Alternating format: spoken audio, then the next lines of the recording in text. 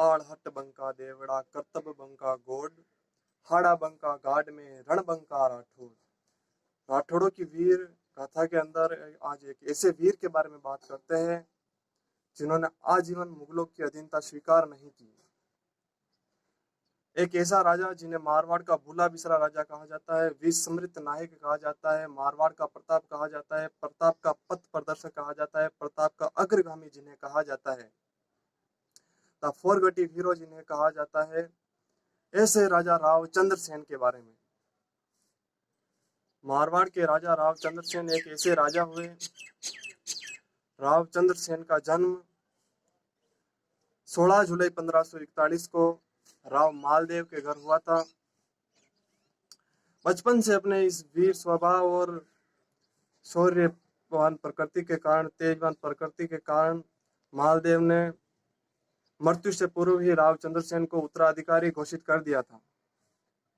रावचंद्र सेन 10 भाई थे और जब राव मालदेव की मृत्यु हो गई थी तब 1562 के अंतर्गत रावचंद्र सेन मारवाड़ के राजा बने। लेकिन जब ये राजा बने तब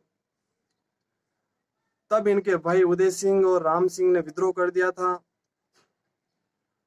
प्रथम विद्रोह, अपने भाइयों के विद्रोह के बाद रावचंद्र सेन ने अपने भाइयों के विद्रोह को दबा दिया। कुछ समय निकला और कुछ ही समय के बाद में 3 नवंबर 1570 के अंदर नागौर दरबार लगा। राजपूताने के अधिकांश राजा अकबर की अधीनता स्वीकार करने के लिए नागौर चले गए,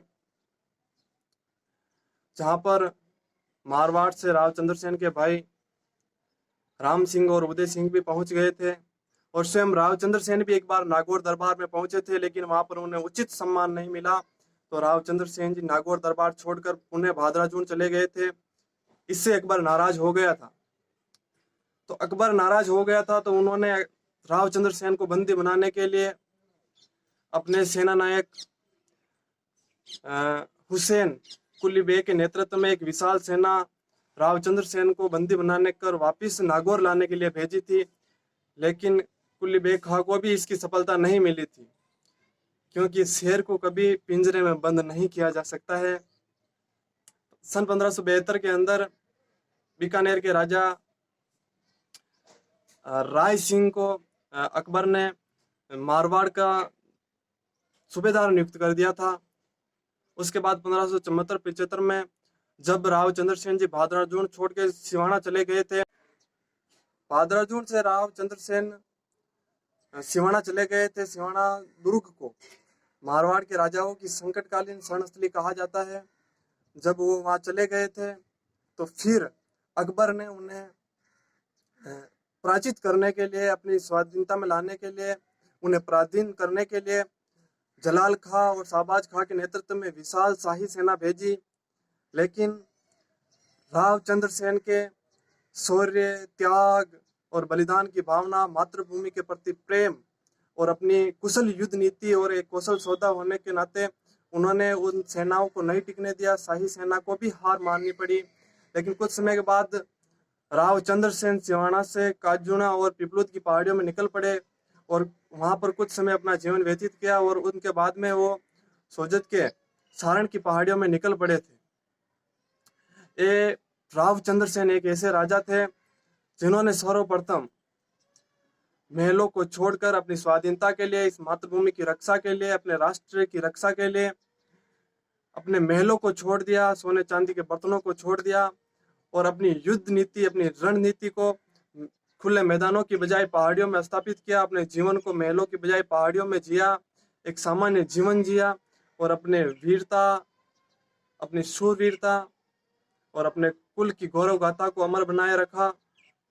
इसी के साथ में उस धरती माँ के अमर लाल का, उस अमर स्वाभिमानी लाल का 11 जनवरी 1581 ईस्वी